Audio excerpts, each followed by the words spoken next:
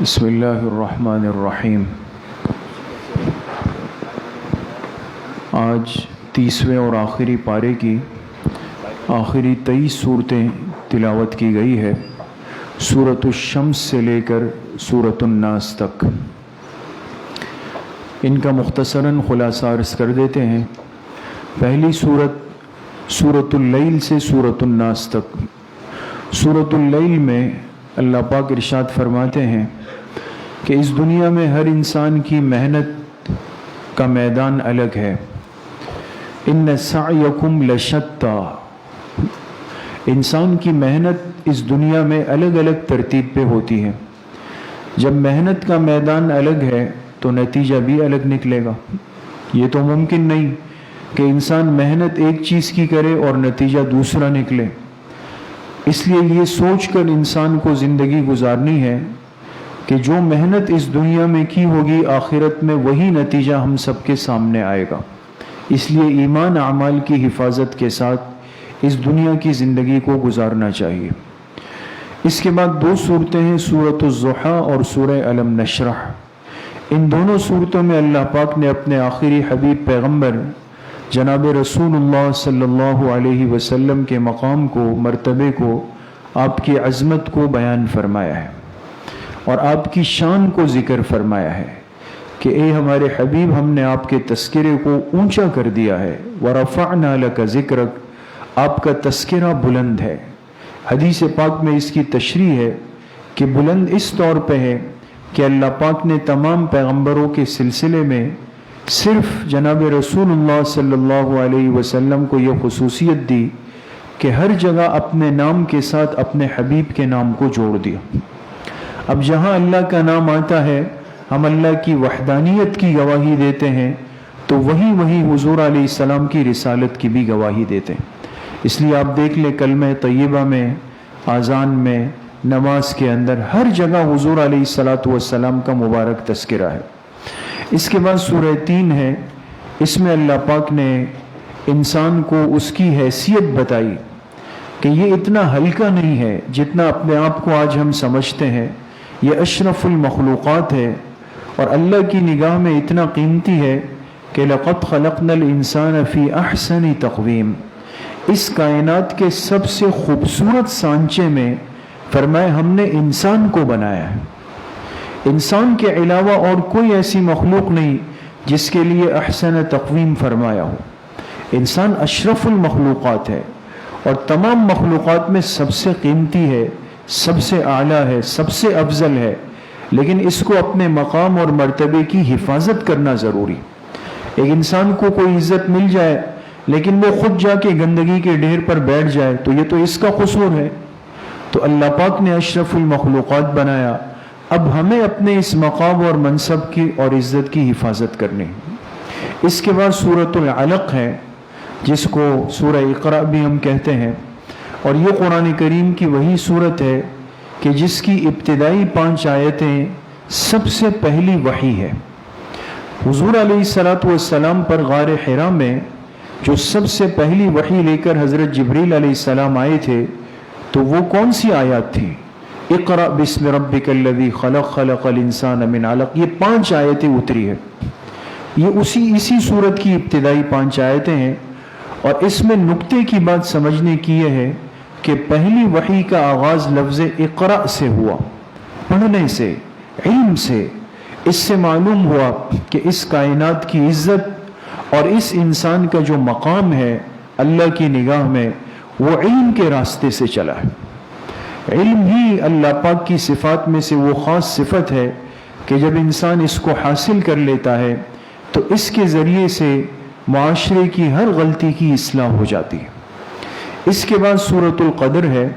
اس سورت میں اللہ پاک نے ایک عظیم الشان رات کا ذکر فرمایا، اور یہ رات لیلۃ القدر ہے، اور جس کی امید پر آج ہم سب یہاں پر بیٹھے ہوئے ہیں۔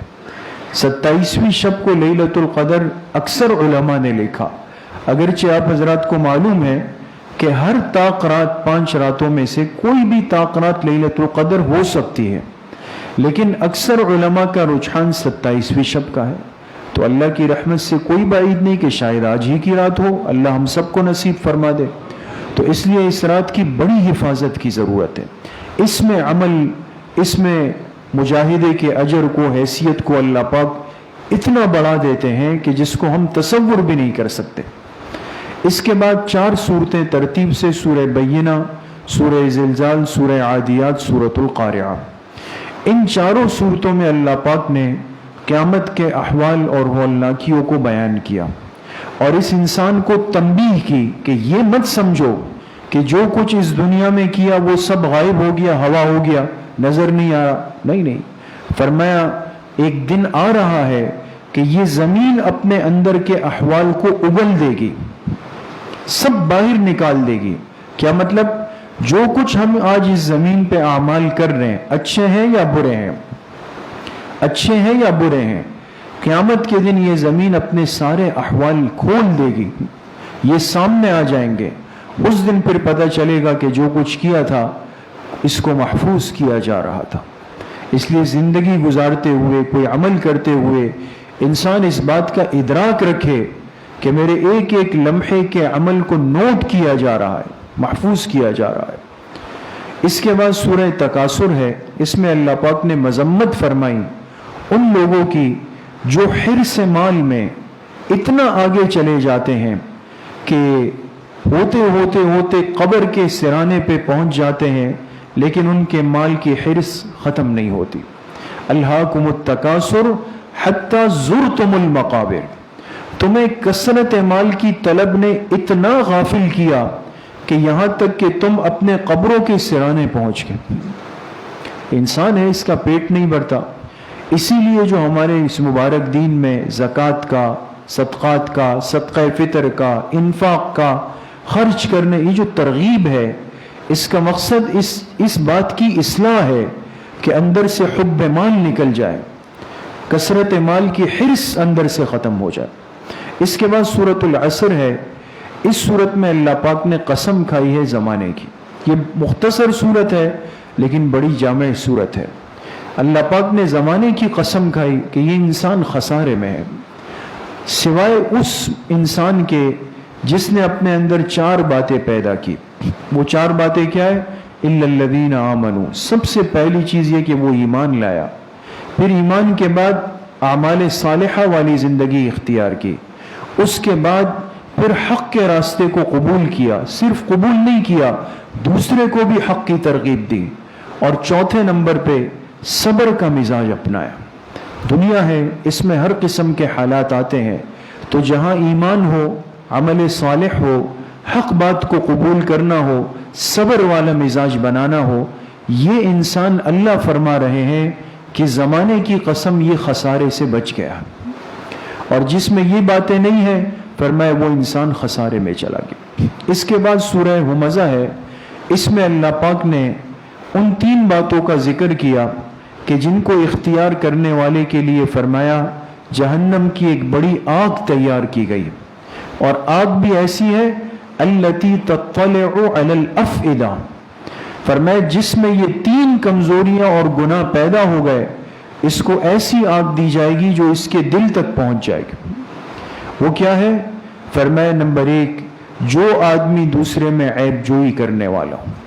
آج کتنا ہمارا مزاج ہے، خود میں 100% بھرا ہوا ہوں غلطیوں سے، کوتاہیوں سے، دوسروں کے عیوب خوردبین لگا کے ڈھونڈ رہا ہوں. دوسرے نمبر پہ فرمایا جو دوسرے کو طعنہ دیتا ہے، یہ چھوٹا گناہ نہیں. اور تیسرا فرمایا جو مال جمع کر کے اس کو صرف گنتا رہتا ہے، اس کا حق ادا نہیں کرتا. الذی جمع مالا وعددا، بار بار نوٹوں کی گڈی نکال کے اس کو گنتا ہے، پھر اس جگہ رکھ دیتا ہے، پھر کل نکالتا ہے کہ دیکھیں اتنے ہیں یا نہیں ہے. وہ یہ ایک قبیح عادت ہے. اس کے بعد سورہ فیل ہے. اس میں اللہ پاک نے انسان کو سمجھایا جو شعائر اللہ کی بے احترامی پر اترے گا، شعائر اللہ کی بے اکرامی پر آئے گا، تو پھر اس کے لیے آسمان سے فیصلہ ہوگا. شعائر اللہ کیا ہے؟ اللہ کی مسجدیں ہیں، اللہ کا یہ کلام ہے، اللہ کا یہ دین ہے، یہ تمام مسنون اعمال یہ شعائر ہے. ابرہہ نے خانہ کعبہ کو گرانے کا ارادہ کیا نا، مشہور واقعہ ہے، یہ شعائر اللہ میں سے ہے. اپنی سوچ یہ لے کے آیا کہ اللہ کے گھر کو گرا دوں گا، اس لیے کہ خود صنعاء یمن میں اس نے ایک قبلہ بنایا، خانہ کعبہ بنایا، اور لوگوں سے کہا آؤ یہاں طواف کرو۔ ظاہر سی بات ہے کسی نے قبول نہیں کیا، بلکہ ایک شخص نے جا کے رات کو اس کے بنائے ہوئے اس چار دیواری میں قضاء حاجت کر لی، اس کا دماغ ٹھنڈا کر دیا۔ اس کو غصہ آیا، ہاتھیوں کا لشکر لے کے آیا کہ میں اللہ کے گھر کو گراؤں گا، لیکن شعائر اللہ میں سے ہے بیت اللہ شریف، تو اللہ کی طرف سے کیا ہوا؟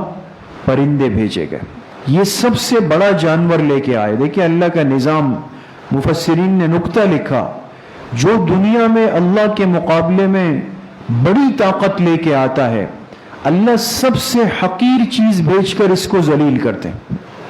وہ ہاتھی لے کر آیا جو زمین کا سب سے بڑا ایک جانور ہے، اللہ چاہتے تو اللہ بھی ہاتھی بھیج دیتے، لیکن ابابیل چھوٹا سا ایک پرندہ ہے، اس کو بھیج دیا۔ اور پھر وہ بھی نہیں کہ اس پرندے نے مقابلہ کیا، اس پرندے کے چونچ پنجوں میں ایک چھوٹا سا کنکر ہے، اب وہ کنکر گرتا تھا لیکن کام بم کا کرتا تھا، سر پہ لگتا تھا اور نیچے سے نکلتا تھا، بھوس بنا دیتا تھا، بھوسا بنا دیتا تھا۔ قیامت تک ایک عبرت کا سبق مل گیا کہ اللہ پاک کے شاعر کی بے احترامی سے بچنا چاہیے۔ اس کے بعد سورہ قریش ہے، اس میں اللہ پاک نے فرمایا جو ہمارے گھروں کی یعنی مساجد کی کا خیال رکھتے ہیں، اس کا احترام کرتے ہیں اور اس کی صفائی ستھرائی کرتے ہیں، تو ایسے لوگوں کو اللہ پاک دنیا کی عزت بھی دے دیتے ہیں۔ دیکھیں قریش کا بہت بڑا طبقہ ایمان نہیں لایا، مسلمان نہیں ہوا، لیکن ان میں ایک کمان ضرور تھا، بیت اللہ شریف کا بہت احترام کرتے تھے اور بہت زیادہ خیال کرتے تھے، متولی تھے بیت اللہ کے، کسی اور کو یہ خدمت دیتے بھی نہیں تھے، کوئی بھی مانگتا نہیں دیتے۔ تو اللہ پاک نے فرمایا کہ پورے عالم عرب میں ایک فساد پھیلا ہوا تھا، قتل و قتال تھا، لیکن قریش والے محفوظ تھے۔ یہ جہاں جاتے تھے نا تعارف بھی قریش والے ہیں، ان کا بڑا اکرام، بڑی عزت، ان کو لوگ بٹھاتے تھے اپنے ساتھ۔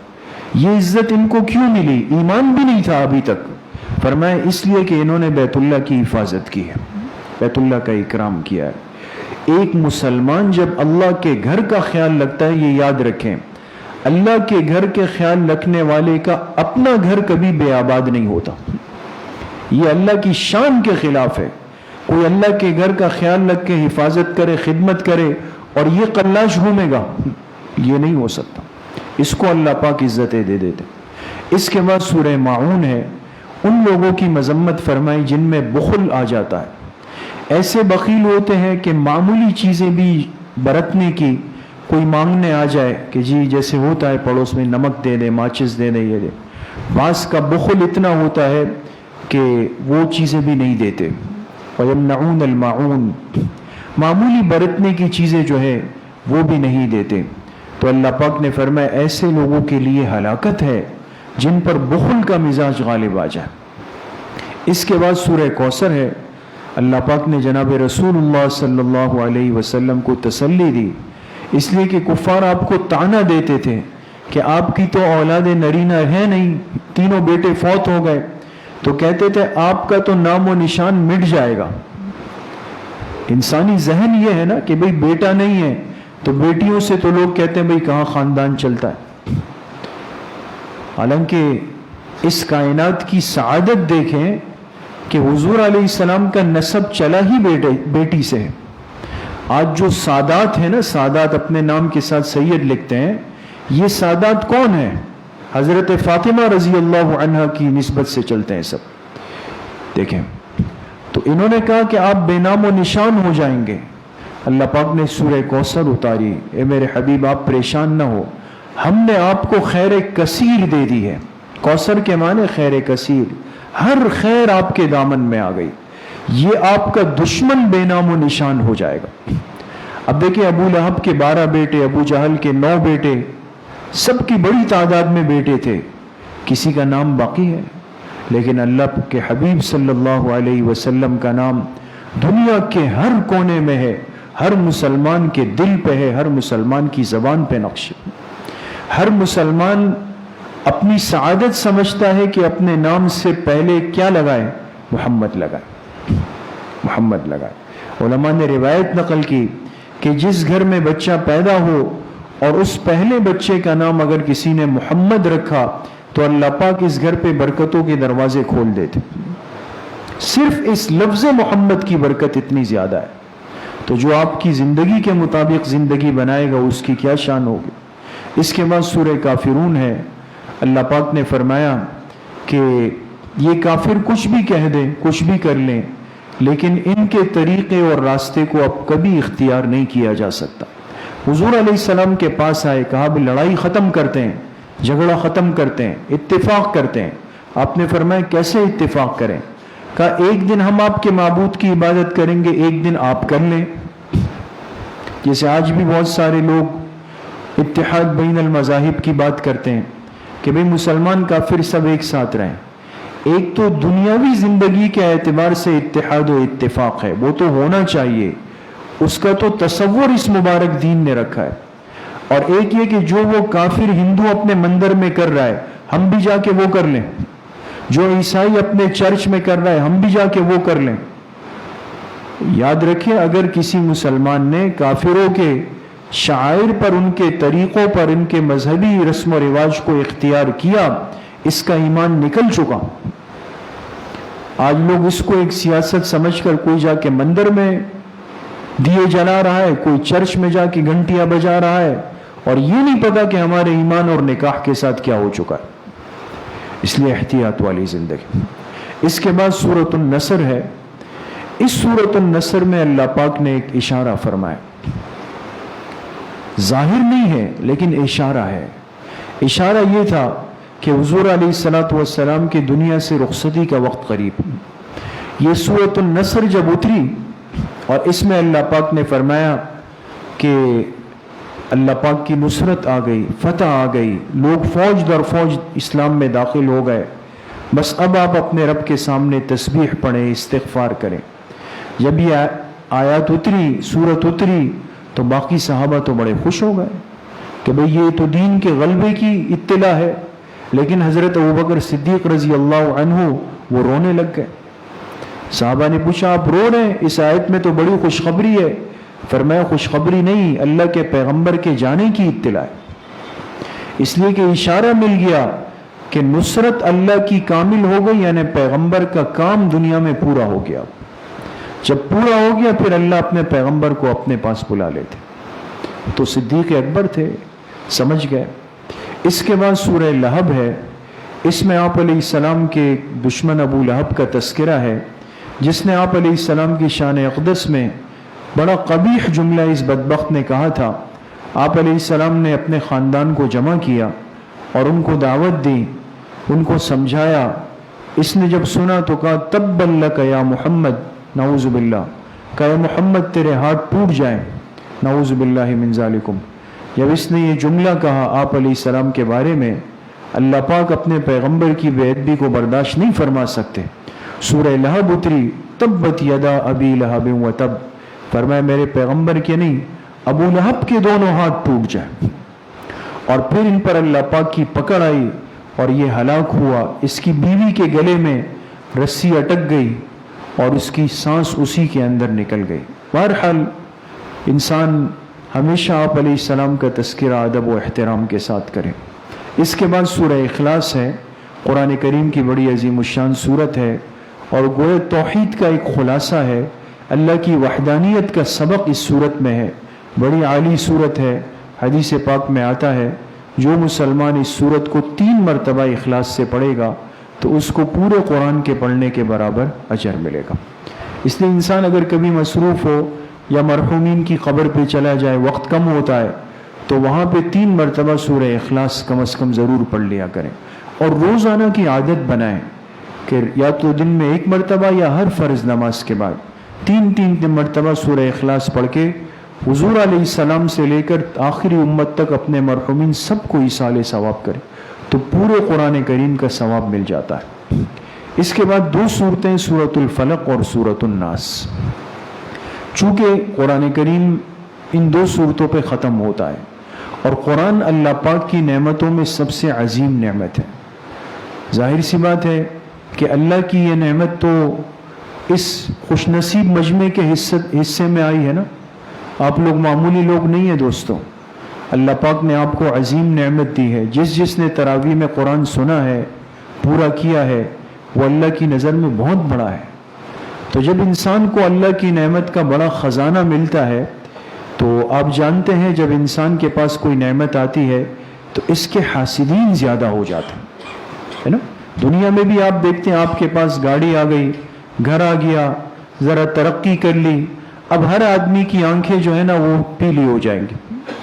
اس کو برا لگے، ظاہر میں نہیں کہے گا آپ کو، لیکن اندر اندر پک رہا ہوگا اور کہے گا جی یہ کیسے ہو گیا، ہم تو ایک ساتھ چلے تھے، اب یہ اتنا آگے بڑھ گیا. حسد کا زمانہ ہے دوستو، فتنوں کا زمانہ ہے. قرآن کی آخری 2 سورتوں کا سبق ہے کہ جب انسان کو نعمت مل جاتی ہے آپ کے دشمن بھی زیادہ ہوں گے، حاسدین بھی بڑھ جائیں گے. اب حفاظت کا انتظام کریں. اللہ نے 2 سورتیں دے دی، سورۃ الفلق، سورۃ الناس. حضور علیہ السلام پر یہود نے حسد میں آ کے جادو کیا. حسد میں اس جادو کا اثر یہ ہوا کہ آپ کو جسمانی تکلیف شروع ہو گئی، جسمانی.